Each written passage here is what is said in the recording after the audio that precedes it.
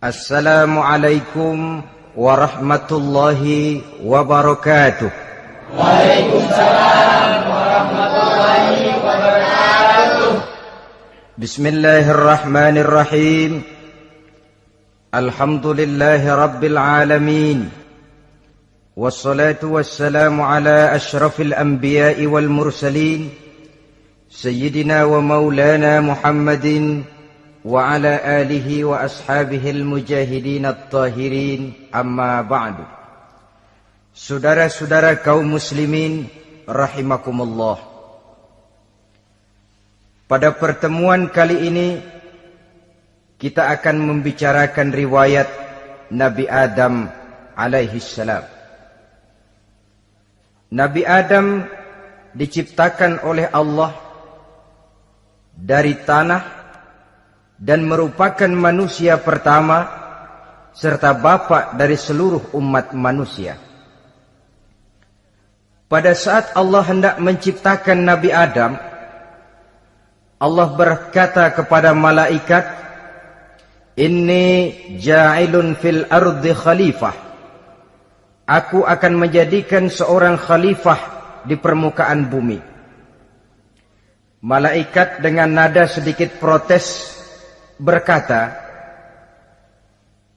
"Ataj'alu fiha may yufsidu fiha wa yasfiku ad-dima wa nahnu nusabbihu bihamdik wa nuqaddisu lak." Tuhan, apa perlunya engkau ciptakan seorang khalifah di permukaan bumi? Kelak kalau mereka berkembang biak, kerjanya hanya akan melakukan kerusakan, menumpahkan darah, saling bermusuhan satu sama lain.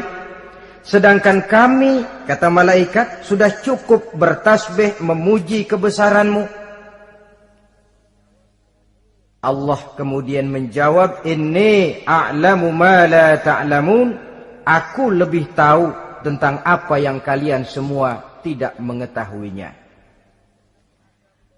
Setelah diciptakan Nabi Adam daripada tanah, ditiupkan roh, maka Allah kemudian mengajarkan kepada Nabi Adam berbagai macam ilmu pengetahuan. Wa 'allama Adam al-asma'a kullaha. Kemudian Allah mengajarkan Nabi Adam nama-nama segala sesuatu. Nama merupakan simbol daripada ilmu pengetahuan. Nabi Adam akan dijadikan khalifah di permukaan bumi. Maka dibekali oleh Allah subhanahu wa ta'ala al-asma'a kullaha, nama-nama segala sesuatu. Yang dimaksud di sini ialah al-ulumal katsirah, ilmu pengetahuan yang banyak. Malaikat pada mulanya protes. Kami kan sudah cukup bertasbih Tuhan. Kami kan sudah cukup memujimu. Untuk apa lagi membuat manusia sebagai khalifah di permukaan bumi? Seolah-olah malaikat tidak setuju. Allah yang maha tahu rahasia segala sesuatu memberikan vonis, aku lebih tahu tentang apa yang kalian semua tidak tahu. Oleh karena Nabi Adam dipersiapkan untuk menjadi seorang khalifah di permukaan bumi, maka dibekali oleh Allah dengan ilmu pengetahuan. Begitu Nabi Adam dan begitu kita. Karena bukan cuma Nabi Adam, kita pun oleh Allah dijadikan sebagai khalifah-khalifah di permukaan bumi ini. Yang nilai kekhalifahan kita bergantung kepada kondisi kita masing-masing. Ada orang yang menjadi khalifah level internasional, menjadi pemimpin dunia Islam. Ada orang menjadi khalifah level nasional saja. Ada khalifah tingkat kota saja, ada khalifah tingkat kecamatan, ada khalifah tingkat RW, RT, sekurang-kurangnya khalifah untuk tingkat rumah tangga masing-masing.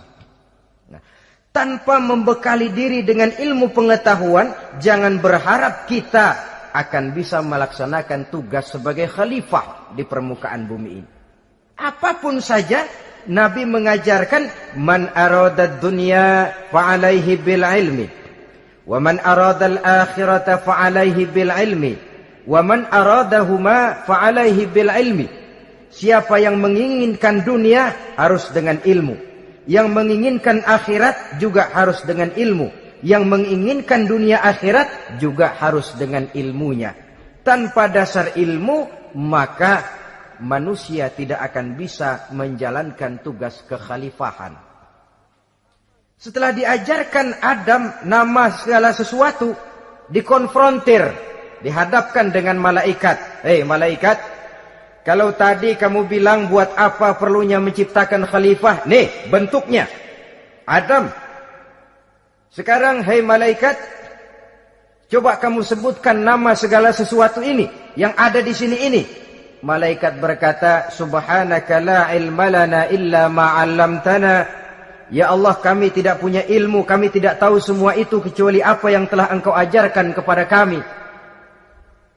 Kalau kamu tidak sanggup, Adam, sebutkan nama-nama semua itu. Adam menyebutkannya dengan lancar. Ketika itulah Allah memerintahkan malaikat untuk sujud kepada Nabi Adam alaihi salam. Sujud di sini bukan sujudul ibadah, sebab sujud ibadah kepada yang selain Allah haram. Tapi sujud di sini sujudut tawadhu' i'tirafan bifadili Adam. Sujud merendahkan diri sebagai pengakuan terhadap keutamaan dan kelebihan Nabi Adam. Maka orang yang banyak ilmunya lebih utama dari orang yang hanya banyak ibadahnya. Bahkan iblis lebih takut kepada orang alim yang sedang tidur daripada orang goblok yang lagi ibadah. Model ini diceritakan dalam Ihya-nya Imamul Ghazali. Iblis masuk ke masjid mau menggoda orang lagi sholat. Sudah masuk di pojok masjid, dia lihat orang lagi tidur. Ngacir iblis keluar, cepat benar. Pucat mukanya. Ketemu di jalan sama temannya. Kenapa lari, Mas?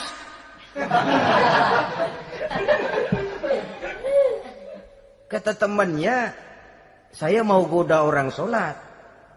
Lalu tiba-tiba di pojok masjid saya lihat ada orang lagi tidur. Saya takut betul sama itu orang. Lari saya keluar. Loh, sama yang sembahyang sampean nggak takut, kok sama yang tidur takut bagaimana? Yang tidur itu orang alim. Yang lagi sembahyang itu orang goblok. Oh, godain orang goblok, saya colek juga dia lupa sembahyang. Tapi orang alim ini saya takut betul.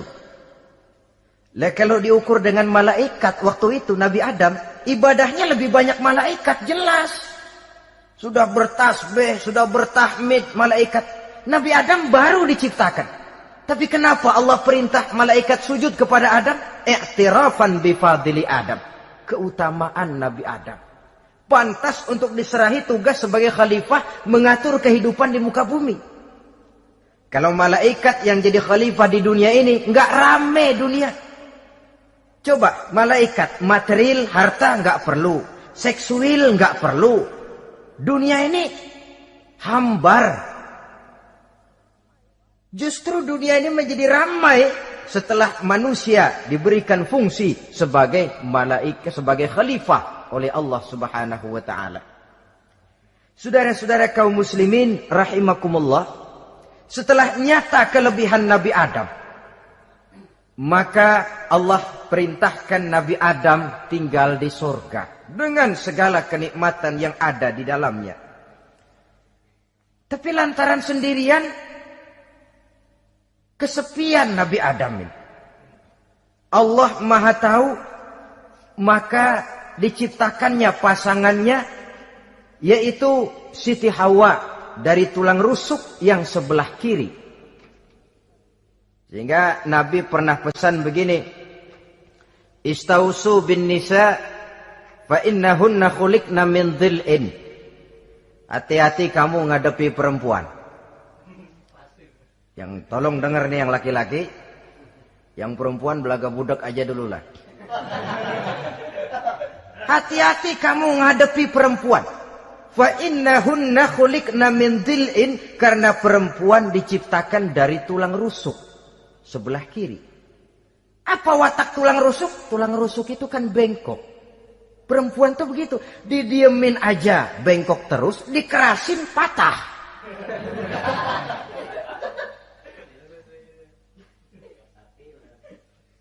Saudara-saudara, di sini kita ambil satu hikmah bahwa ternyata yang bikin hidup terasa enak karena di sekitar kita banyak orang lain.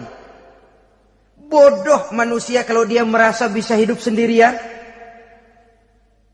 Tinggal di tengah kampung tapi gayanya gaya orang tidak mau kenal dan tidak mau tahu sama tetangga. Jangankan di dunia, di sorga saja Nabi Adam karena sendiri kesepian. Apa saudara mau tinggal di Jakarta? Apa saja di Jakarta sudahlah milik saudara. Hotel Indonesia dikasih saudara, Hotel Borobudur punya saudara, Monas buntel bawa pulang. Semanggi ambil, tapi di Jakarta saudara tinggal sendirian. Kira-kira enak nggak? Ternyata yang bikin hidup terasa nikmat karena di sekitar kita banyak orang lain. Begitulah Allah ciptakan Siti Hawa. Setelah diciptakan Siti Hawa, natur manusiawi. Nabi Adam mau main pegang aja. Kata Allah, hai Adam, jangan kau sentuh sebelum kau bayar maharnya. Maharnya apa ya Allah? Maharnya an tusalliya ala Muhammadin sallallahu alaihi wasallam. Maharnya kau bersolawat kepada Nabi Muhammad. Manusianya belum lagi diciptakan tapi namanya sudah ada. Nurnya sudah ada. Bahkan dijadikan mas kawin antara Adam dengan Hawa. Karena itu dalam Islam sebenarnya urusan kawin itu bukan yang sulit. Maka jangan dipersulit. Tapi juga jangan digampang-gampangin.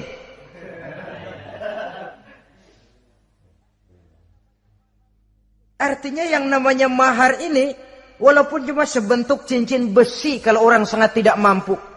Bahkan dengan mengajarkan Fatihah saja sah sudah. Saya terima nikahnya Fulanah binti Fulan, dengan mas kawinnya saya ajarkan dia surah Fatihah. Kalau memang kere betul, tidak punya apapun, sah sudah itu. Agama ini mudah, karena itu jangan dipersulit, tapi juga jangan digampang-gampangin. Setelah itu Allah memerintahkan, Ya Adam uskun anta wa zawjukal jannah. Hai Adam, kau dan istrimu tinggallah dalam surga. Wa kula minha ragadan haitsu syi'tuma. Segala makanan yang ada di dalamnya boleh kau makan. Pakaian yang aneka warna boleh kau pakai. Nikmati seluruh fasilitas yang ada di surga ini. Cuma atu aja Adam. Yang lain boleh dah. Mau ngapa pakai atu aja jangan. La taqraba hadhihi syajarah. Jangan kamu dekati pohon khuldi itu. Dekat saja jangan. Apalagi sampai metik. Jangan Adam. Saudara, ma'asyiral muslimin, itulah watak manusia. Kalau ada 10 persoalan, yang 9 boleh, yang 1 tidak boleh, yang tidak boleh yang bikin dia penasaran. Gue pengen tahu ngapa kagak boleh sih. Timbul penasaran. Apalagi iblis selalu berusaha. Sebab pada waktu malaikat disuruh sujud, semuanya sujud kepada Adam. Iblis tidak mau sujud. Tuhan tegur, iblis, kenapa kamu tidak mau sujud? Mana mungkin Tuhan, saya akan dibikin dari api, kata iblis. Adam dari tanah, unsur api lebih mulia dari unsur tanah. Masa saya harus tunduk kepada Nabi Adam? Gengsi dong. Adam kan anak kemarin sore, baru dibikin. Masa saya harus tunduk kepada orang yang macam itu? Ini kan perintah aku iblis. Kalau kau tidak mau tunduk, keluar dari sorga ini. Terusir iblis dari sorga karena kesombongannya tidak mau sujud kepada Adam. Nah, logika, kalau udah di sorga aja sombong diusir, apalagi yang masih tinggal di pinggir kali sombong.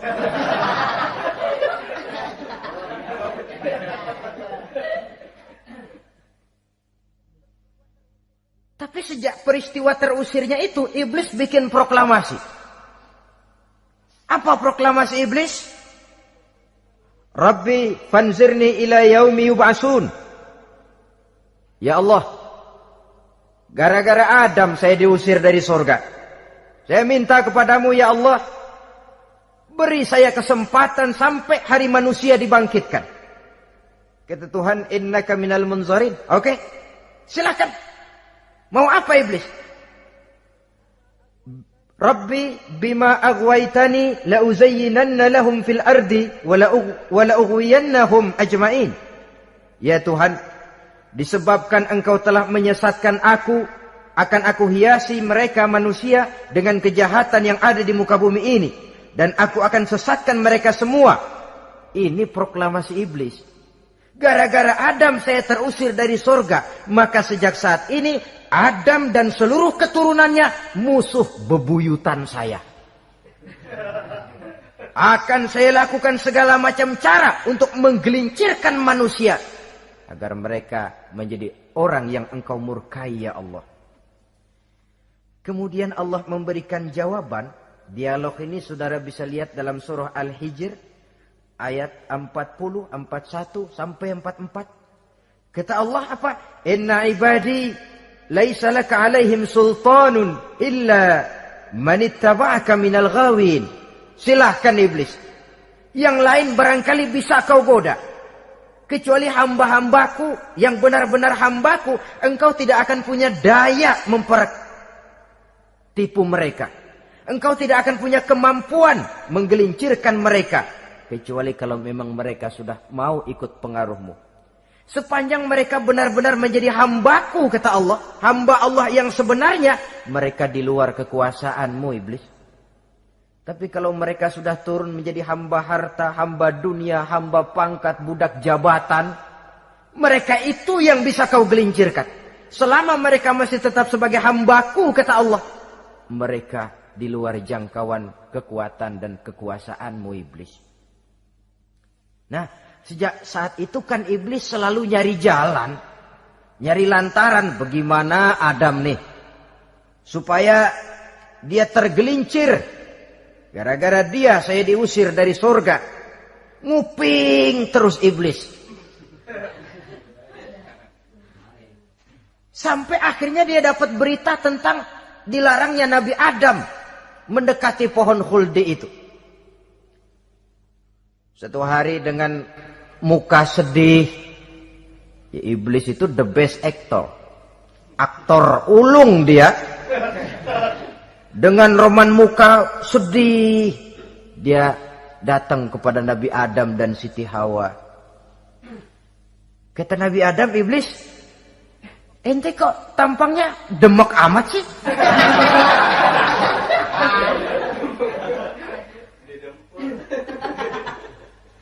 Kenapa begitu sedih? Adam, saya sebenarnya tidak ada yang bikin saya sedih. Cuma saya dapat berita bahwa engkau tidak akan selamanya di dalam surga ini. Wah Adam, kalau engkau bisa tetap tinggal di surga bersama istrimu, alangkah bahagianya saya, kata iblis. Tapi saya dapat kabar, ente nggak bakalan lama-lama di surga. Buktinya ente dilarang makan buah khuldi. Khuldun artinya kekal. Kalau kau makan buah itu, kau akan kekal di surga Adam. Tuhan nggak pengen, makanya dilarang. Wa qasamahuma inni lakuma laminan nasihin. Untuk memperkuat omongannya, sumpah si iblis. Bener Dam, saya sih ngomong cuma buat kepentingan ente. Saya sayang sama ente. Yang tahu cuma saya dah. Bicaranya seolah-olah untuk kepentingan Nabi Adam. Sebenarnya tujuannya tidak lebih menjerumuskan Nabi Adam. Begitu iblis zaman dulu, zaman Adam. Dan begitu iblis zaman sekarang. Seolah-olah bicaranya untuk kepentingan umat Islam. Tapi sebenarnya tujuannya ngelecehin. Memperdayakan umat Islam. Dia bilang kepada Adam, saya sih cuma ngasih saran Adam, kalau ente pengen selamanya di surga, petik aja tuh buah. Pokoknya beres dah. Itu si Tuhan ngelarang aja bohongin doang lo. Supaya kau dan istrimu tidak lama-lama di surga, maka dilarangnya kau memakan buah khuldi itu. Udah, embat aja. Saudara-saudara,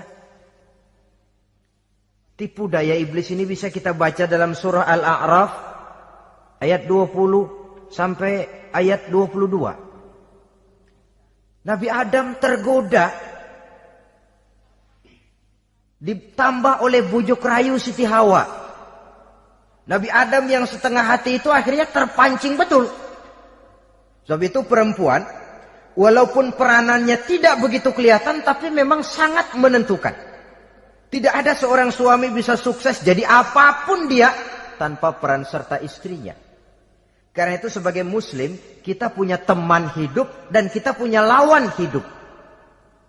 Siapa teman hidup kita? Dalam arti sempit, teman hidup kita istri. Kalau dia istri tentu suami yang taat kepada Allah dan Rasulnya. Dalam arti luas, teman hidup kita ialah setiap muslim. Setiap orang yang pandangan hidupnya sama dengan kita. Itu teman hidup. Lalu lawan hidup kita siapa? Lawan hidup kita secara mutlak iblis dalam segala bentuknya. Iblis yang berbentuk halus, ini ngusirnya rada lebih gampang. Konon ya, iblis setan itu kalau dengar orang azan kan lari. Takut dia, dibacakan bismillah, minggir. Yang sulit diusir ini iblis yang berbentuk manusia. Diazanin nyengir.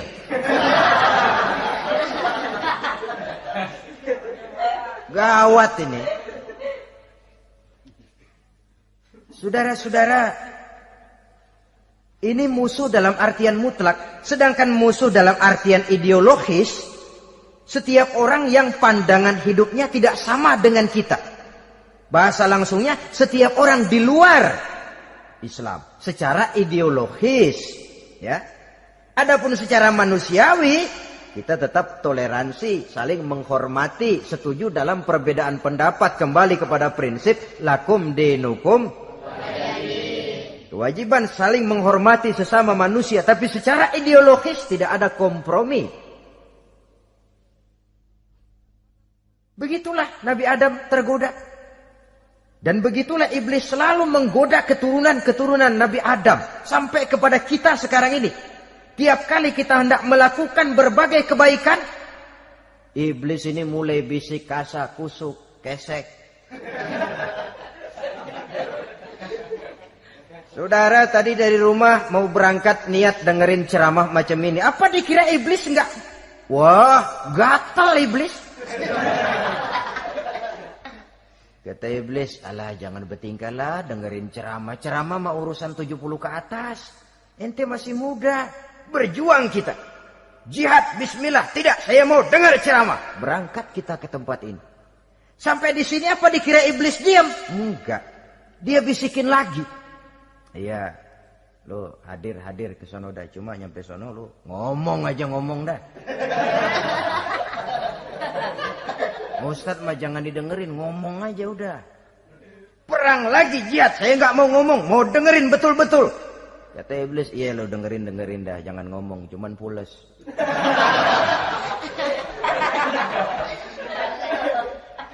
Segala macam cara dilakukan oleh iblis untuk menggelincirkan manusia.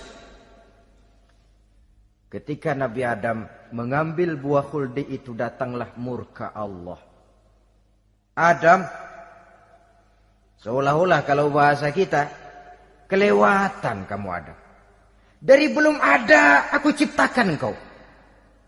Barangkali kau merasa kesepian, aku ciptakan Hawa. Aku tinggikan derajatmu dari malaikat sampai malaikat sujud kepadamu. Aku perintahkan kau tinggal di surga dengan seluruh fasilitas yang ada di dalamnya. Cuma satu yang aku minta, jangan dekati pohon khuldi, engkau tidak sanggup Adam. Keluar dari surga ini. Terusir Nabi Adam dan Siti Hawa dari surga. turun ke dunia ini. Turun terpisah lagi. Ya Allah. Orang itu kalau biasa susah, ketemu susah sih emang lalap namanya. Makanannya. Tapi biasa seneng ketemu susah.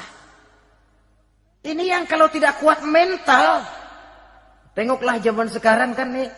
Kalau tuan-tuan rajin baca pos kota. Kayaknya nyawa murah bener. Pasal duit 100, nyawa hilang. Pasal diputusin pacar, begon ditenggak. Gantung diri pakai tali plastik. Murah betul kelihatannya jiwa itu. Sehingga pantas kalau Nabi pernah katakan irhamu salasatan minan nas, sayangilah 3 macam manusia. Pertama, azizan zalla, orang mulia yang jatuh hina. Pejabat tinggi kalau pensiun kesian bener. Ya Allah. Udah nggak ada yang ngasih hormat, tanda tangan nggak laku. Azizan zalla. Orang mulia yang jatuh hina. Yang kedua, ghaniyan qad iftaqara. Orang kaya jatuh miskin. Dari hidup serba ada jatuh melarat. Yang ketiga, faqihan yal'abu bihil juhal. Ahli fikih ngerti hukum tapi dipermainkan oleh orang-orang bodoh yang kebetulan punya kekuasaan. Kalau keluar fatwa sesuai dengan pesan sponsor. Yang halal bisa jadi haram, yang haram dibikin remeng-remeng. Ahli fikih dipermainkan oleh orang bodoh. Kasihan betul. Terpisah Adam dengan Hawa ini. Adapun Nabi Adam turun menyesal dengan seluruh kesalahannya. Sujud, taubat, menangis. Menurut riwayat 300 tahun beliau sujud. Seraya membaca Rabbana zalamna anfusana wa illam taghfir lana wa tarhamna lanakunanna minal khasirin. Ini doanya Nabi Adam. Ya Allah, kami telah zalim kepada diri kami sendiri. Andai kata engkau tidak kasihan, tidak memberikan ampun kepada dosa yang kami lakukan, sungguh kami termasuk ke dalam golongan orang-orang yang rugi.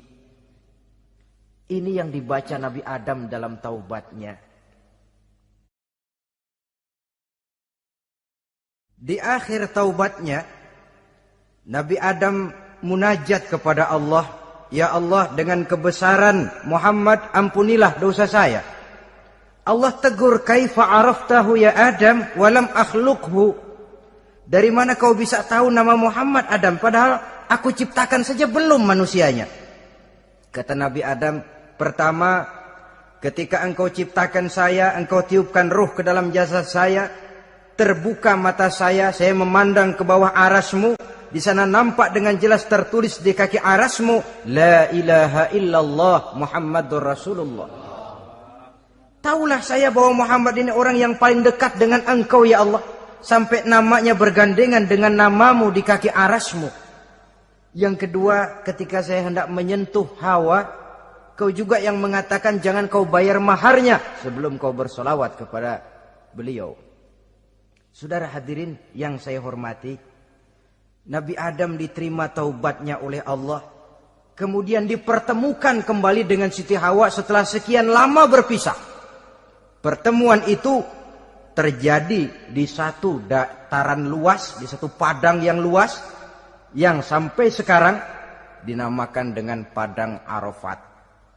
Tempat para ibadah haji melakukan wukuf, yaitu puncak pelaksanaan ibadah haji. Dan pertemuan itu sendiri terjadi di atas sebuah bukit kecil yang diabadikan dengan nama Jabal Rahmah di kawasan Arafat itu. Di atas Jabal Rahmah itu ada satu monumen kecil untuk mengabadikan pertemuan Nabi Adam dengan Siti Hawa. Lalu tinggallah keduanya di permukaan bumi ini.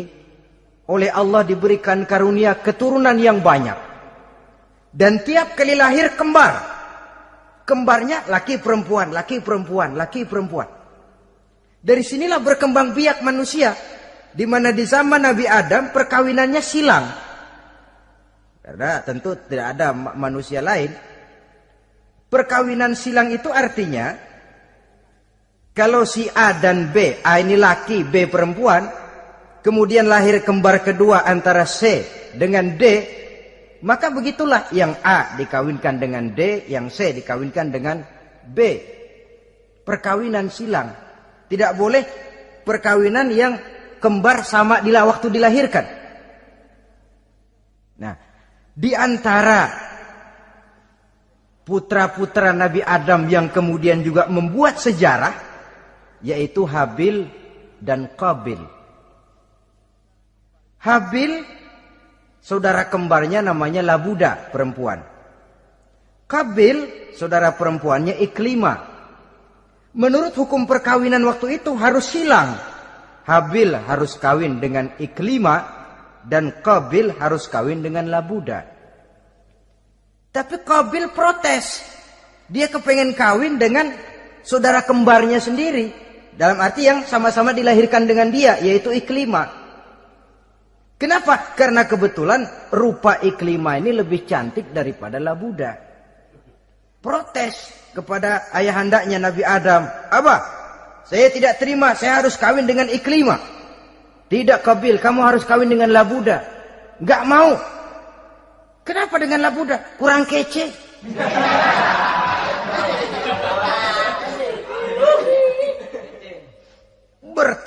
Bertengkar, Nabi Adam tidak berhasil menyelesaikan. Lalu diserahkan saja kepada Allah. Kata Allah begini saja, bikin korban. Kamu berdua, Habil, Qabil. Siapa yang korbannya aku terima, dia boleh kawin sama Iklimah. Ternyata korban yang diterima adalah korbannya Habil. Jadilah Habil kawin dengan Iklimah. Tapi Qabil tidak puas. Dendam kesumatnya timbul, iblis ngilikin. Kresek. Akhirnya dibunuh saudaranya Habil ini. Inilah sejarah pembunuhan pertama dalam kehidupan manusia. Qabil membunuh Habil. Habis dibunuh bingung. Bagaimana naruhnya ini mayat? Allah lalu memberikan petunjuk. Dalam Al-Maidah ayat 31 itu dijelaskan. Ada burung gagak berantem sama burung. Yang satu mati. Nah, oleh yang masih hidup, tanah ini dicakar-cakar sama kakinya dan sama paruhnya. Sehingga berbentuk lubang, bangkai saudaranya itu dimasukin ke lubang itu lalu diuruk lagi pakai tanah. Oleh cakar kakinya dan paruhnya itu.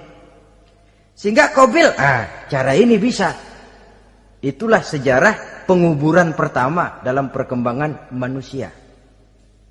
Oleh karena itu, Nabi memberikan penjelasan, man sanna sunnatan hasanatan falahu ajruha wa ajru man amila biha wa fi riwayatin wa ajru man tabi'aha.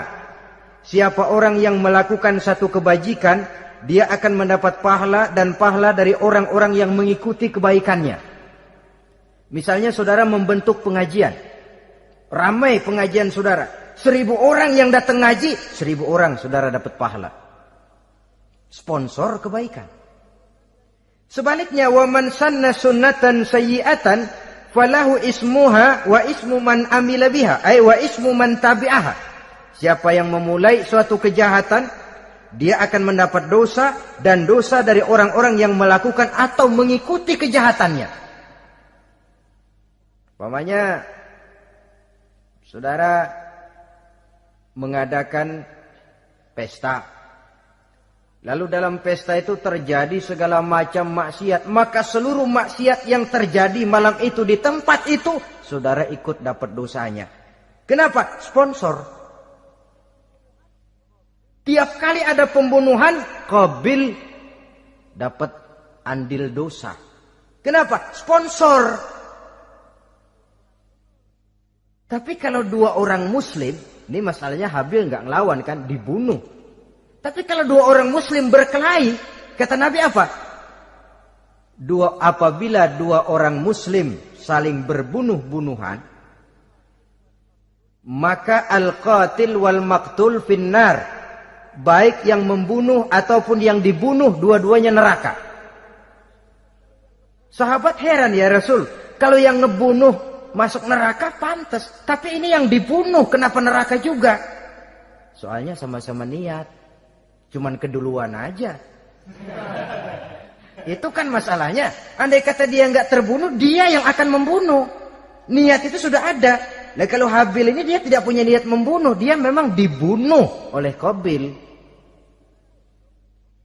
Saudara-saudara kaum muslimin rahimakumullah. Lalu dari situlah berkembang biak keturunan Nabi Adam alaihi salam.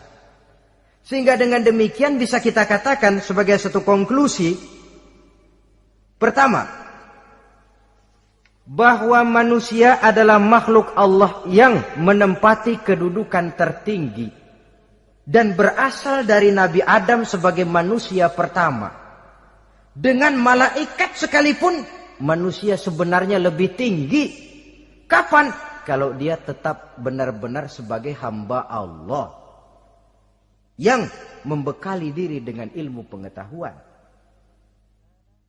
Laqad khalaqnal insana fi ahsani takwim. Kami ciptakan manusia dalam bentuk yang paling baik. Dan ketinggian manusia itu tidak ditentukan oleh bahan-bahan dari mana manusia diciptakan, tapi ditentukan oleh adanya roh yang ditiupkan ke dalam jasadnya dan kemampuan yang ditimbulkan oleh nilai-nilai rohaniah tadi. Kalau secara biologis kita ini semua bahannya sama. Dari saripati mak tanah yang menghasilkan buah yang dimakan oleh mak bapak kita, membentuk hormon, menghasilkan sperma, terjadi kerjasama yang baik antara ibu dan bapak, sehingga kemudian melahirkan kita ke alam dunia ini. Secara biologis bahan kita sama, dan tidak itu yang menentukan ketinggian manusia. Walaupun keturunan juga mempengaruhi, sebab sekarang ada istilah ramai orang bicara bayi tabung. Dan majelis ulama sudah memberikan fatwa kalau spermanya itu berasal dari sang bapak, tidak jadi masalah. Tapi kalau dari orang lain, haram. Yang lebih celaka lagi di negara maju, tidak lewat proses alam rahim. Jadi dalam satu tabung yang diberikan suhu yang mirip dalam kandungan, di situ dipertemukan antara sperma, air mani laki-laki, dengan ovum, air mani perempuan. Diberikan suhu yang mirip dalam kandungan, dan itu diharapkan bisa menghasilkan manusia lewat tabung kaca itu. Saya tidak sanggup bayangkan kalau sekarang orang tanya asal-usul kita, kan kita masih enak jawab. Kamu anak siapa? Oh, bapak saya Fulan, ibu saya Fulana. Oh, kenal saya. Tapi manusia yang akan datang kalau proyek ini berhasil, bapakmu siapa? Enggak tahu, saya dulu keluar dari tabung, Pak. Rendah betul martabat manusia. Sama saja dengan ada perempuan pernah protes, Pak, Islam itu enggak adil katanya. Kenapa? Masa dalam Islam laki-laki boleh kawin lebih dari satu, tapi perempuan enggak boleh kawin lebih dari satu? Supaya sama-sama adil, boleh dong perempuan punya laki lebih dari satu. Saya bilang, justru disitulah Islam itu hendak menjaga martabat manusia. Kalau seorang suami punya istri empat-empatnya lalu hamil, bapaknya jelas. Tapi kalau perempuan satu punya suami 4 lalu hamil, bapaknya yang mana ya?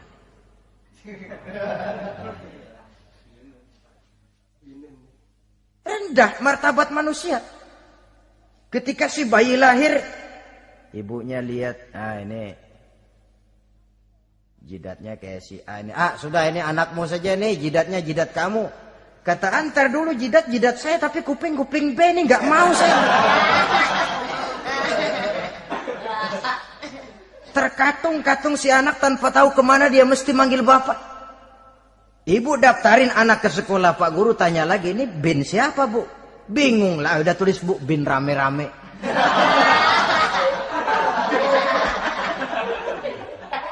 Kan rusak martabat manusia kalau sudah begitu. Justru Islam ini menjaga ketinggian martabat manusia. Jadi manusia itu fi ahsani takwim.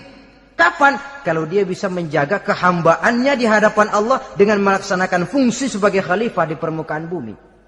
Tapi bila dia sudah tidak lagi menjadi hamba Allah, tidak lagi berfungsi sebagai khalifah, dia sudah masuk summa radadnahu asfala safilin. Kami kembalikan ke tempat yang paling rendah, lebih rendah dari binatang sekalipun. Kalau dia tetap menjaga posisinya lebih tinggi dari malaikat, malaikat saja sujud kepada Nabi Adam, apalagi kepada makhluk-makhluk yang lain manusia ini. Tapi kalau dia tidak pandai, lebih rendah daripada binatang. Inilah uniknya makhluk bernama manusia. Dengan posisinya dia bisa menjadi lebih tinggi dari malaikat, tapi juga dia bisa meluncur lebih rendah daripada binatang. Untuk menjaga itulah diperlukan agama dalam kehidupan kita sekarang ini.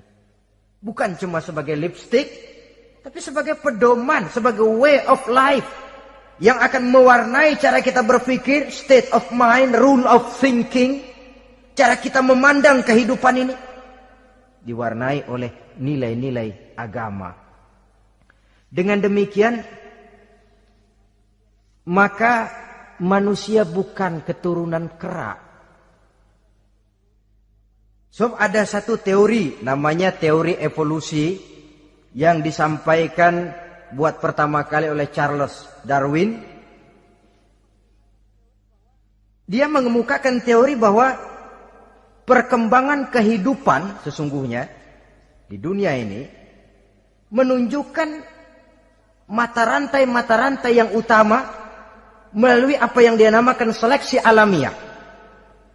Mula-mula dari ikan melalui seleksi ke amfibi, dari amfibi ke reptil, dari reptil ke mamalia, dari mamalia ke mamalia kecil, dari mamalia kecil ke primat, dari primat ke monyet, dari monyet menjadi Homo erectus.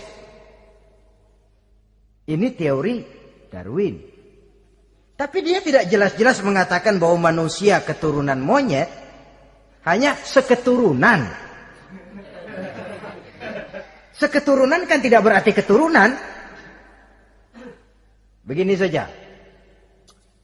Toyota Kijang sama Toyota Corolla itu seketurunan.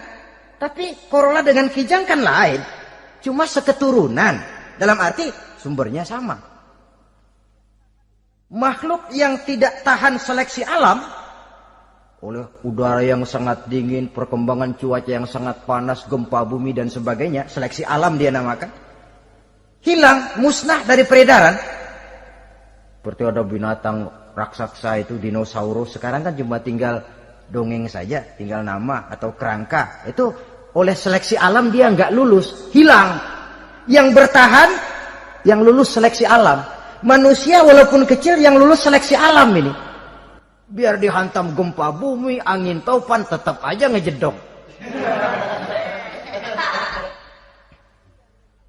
Nah, teori Darwin ini, teori evolusi ini didukung dan dibuktikan oleh peninggalan fosil atau binatang dan tumbuhan yang hidup dan mati selama perkembangannya. Dari bentuk organik pertama hingga pendahulu terdekat daripada manusia. Tapi ada satu kelemahan dari pokok daripada teori evolusi ini. Pertama, garis perkembangan dari Homo erectus, yakni manusia jalan tegak, semacam gorilawi itu, sampai kepada manusia mutaakhir masih belum menentu. Artinya, okelah, kalau manusia seketurunan dengan kera, batas antara manusia yang wujud sekarang dengan manusia purba itu apa? Yang menjadi penghubung. Monyet tidak mungkin. Ini dianggap mata rantai yang hilang, missing link namanya dalam istilah ilmiahnya. Dan ini masih dicari sampai sekarang. Kalau pendahulu terdekat manusia mutaakhir ini manusia purba, katakan Homo erectus, manusia jalan tegak. Lalu generasi sudah itu sebelum berbentuk manusia apa? Ternyata sampai sekarang masih ada missing link, mata rantai yang hilang. Lalu yang kedua, teori evolusi berhenti kepada manusia mutaakhir. Kalau memang kita manusia sekarang ini hasil evolusi, tentu kita akan terus berevolusi lagi. Dan akan jadi apa kita nanti? Ternyata sudah ribuan tahun manusia tetap manusia begini-begini aja. Tidak berevolusi kita ini. Apa lalu matanya jadi cuma satu di tengah? Hasil evolusi? Kan tidak. Tidak berevolusi. Jadi kembali kepada Quran, manusia pertama adalah Nabi Adam. Dan manusia-manusia berikutnya keturunan daripada Nabi Adam. Dan bukan hasil evolusi daripada monyet. Juga tidak akan berevolusi kemana-mana. Kalau demikian benarkah teori evolusi? Untuk mengatakan mutlak benar, bukan wewenang kita. Untuk mengatakan salah total, juga kebenaran ilmu adalah relatif sebagai relatifnya daya pikir manusia. Di samping dia harus membuktikan kebenarannya, maka kebenaran ilmiah adalah kebenaran yang relatif dan temporer. Contoh kecil saja. Dulu orang berteori bahwa bagian yang terkecil dari suatu benda namanya molekul, kan begitu? Molekul ini nggak bisa dibagi-bagi. Bagian yang paling kecil dari suatu benda namanya molekul. Ilmu terus berkembang. Ternyata molekul sebenarnya terdiri daripada atom. Atom itulah bagian terkecil dari satu benda yang nggak bisa dibagi-bagi lagi. Nah, berubah sudah teori pertama. Tidak jadi molekul sekarang, atom.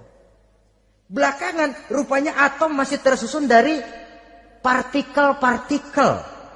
Partikel inilah bagian yang terkecil dari satu benda. Berubah lagi sudah. Dan tidak mustahil akan ada penemuan bahwa partikel pun masih bisa dibagi-bagi lagi. Begitu juga dengan teori evolusi ini. Sehingga beberapa ahli semacam Dr. Charles Oxnard, Dr. Jane Paul Hallett dari Chicago dan California, mereka sudah membantah teori evolusi ini. Namun masalah paling pokok dari kita ialah kita diciptakan oleh Allah berasal dari Nabi Adam alaihi salam. Nabi Adam diciptakan dari tanah. Dan kita bukan hasil dari evolusi, juga tidak akan berevolusi. Nah, lalu kepada makhluk bernama manusia diberikan fungsi sebagai khalifah di permukaan bumi ini. Ini yang dulunya malaikat protes. Sebagai khalifah, tugas kita apa? Khalifah Allah di muka bumi. Menerjemahkan sifat Allah sesuai dengan batas-batas kemanusiaan kita. Allah Maha Pengasih, berusahalah kita pengasih kepada makhluk sesuai dengan batasan manusiawi kita. Allah Maha Menolong, ringan tanganlah kita menolong orang yang memerlukan sesuai dengan batas kemampuan kita. Fungsi khalifah. Untuk bisa berfungsi sebagai khalifah secara baik, kita harus mempunyai modal yang dinamakan ilmu pengetahuan. Dan Islam sangat menggalakkan itu. Jauh dulu 14 abad yang lalu, dari desa kecil yang bernama Mekah yang peta belum muat, orang di dunia belum kenal, sudah keluar seruan utlubil ilma walau bisin, tuntutlah ilmu walaupun di negeri Cina. Ngomong Cina di Mekah. Padahal Mekah waktu itu belum masuk peta, belum dikenal orang. Sudah ada revolusi ilmu dan budaya. Belajar walaupun harus nyebrang ke negeri Cina. Lalu ada lagi misalnya alimu auladakumus sibahata warrimayah, kata Nabi, ajarkan anakmu renang dan lempar lembing, lempar cakram, olahraga. Satu tanda Islam agama masa depan. 14 abad yang lalu di Saudi Arabia, Nabi mengajarkan ajari anakmu berenang. Kalau Islam agama untuk orang Arab saja, mau berenang di pasir. Tapi wawasan pandangannya luas. Bahwa Arab sebagian besar memang Islam, betul. Tapi Islam bukannya Arab, itu juga jelas. Sepanjang kita masih menjadi khalifah Allah, maka sepanjang itu kita fi ahsani taqwim. Nah, sebagai khalifah Allah kita bertugas membudidayakan alam ini. Kita kadang-kadang terlalu. Ada ayat, wa ma min dabatin fil ardi illa 'alallahi rizquha. Semua yang melata di muka bumi dijamin rezekinya oleh Allah. Ayat itu betul. hak karena datang dari Allah. Bahwa rezeki disediakan di muka bumi, memang. Tapi rezeki itu tidak turun begitu saja laksana jatuhnya embun di waktu pagi. Kita harus berusaha. Dan usaha manusia mencari rezeki lain dengan ayam. Kalau ayam dari tahun atu. Nyari rezekinya tuh modalnya cuma ceker patok. Coba. Dari tahun 1 ayam, asal punya ceker, punya patok, sudah dapat rezeki dia. Nggak perlu masuk TK, SD, SMP. Tapi manusia cari rezeki, apalagi zaman sekarang. Persaingan hidup tajam, lapangan kerja sulit, tensi ekonomi tinggi. Masuk sekolah urusan, tamat sekolah urusan. Kadang-kadang dilema juga. Masuk perguruan tinggi negeri sulitnya setengah mati kayak onta masuk ke lubang jarum. Masuk perguruan tinggi swasta yang favorit biayanya selangit. Artinya tanpa membekali diri dengan ilmu, keahlian, skill, kemampuan, fungsi sebagai khalifah sulit untuk bisa kita laksanakan. Saudara-saudara kaum muslimin yang berbahagia. Kalau fungsi khalifah ini mampu kita laksanakan, iblis putus asa sudah. Sebagai khalifah, di satu pihak kita menyembah hanya kepada Allah, di lain pihak kita membudidayakan alam ini. Ada apa sih di perut bumi? Minyak, gas, timah, emas. Ada apa sih di lautan? Pelajari lewat oceanografi, membudidayakan alam. Air sungai supaya arusnya nggak mengalir mubazir. Ada manfaatnya, bisa menimbulkan energi yang menghasilkan tenaga listrik. Bisa mengairi persawahan, irigasi. Bikin apa? Bikin dam, membudidayakan alam. Tapi juga mengislamkan budidaya itu. Bahasanya mengkulturkan natur, mengislamkan kultur. Membudidayakan alam dan mengislamkan budi dan budaya manusia ini. Sehingga apapun yang kita kelola dari alam ini nantinya akan untuk menunjang tugas sebagai khalifah, sujud kepada Qadhi Rabbul Jalil. Saudara-saudara, maka bersyukur kita. Oleh Allah dijadikan manusia. Tidak pesan, terima beres, cantik. Dari segi biologis maupun psikologis, tidak ada makhluk secantik manusia. Dibekali dengan agama, di samping akal. Sehingga agama membimbing akal agar sampai kepada kebenaran yang hakiki. Kita sebagai keturunan Nabi Adam memegang fungsi khalifah. Jadi jangan main-main loh. Kita ini turunan Nabi, betul ini. Saudara-saudara yang hadir semua di depan saya ini, termasuk saya, kita gini, turunan Nabi kita ini. Nabi Adam. Jangan main-main loh. Turunan Nabi gini-gini. Nabi Adam.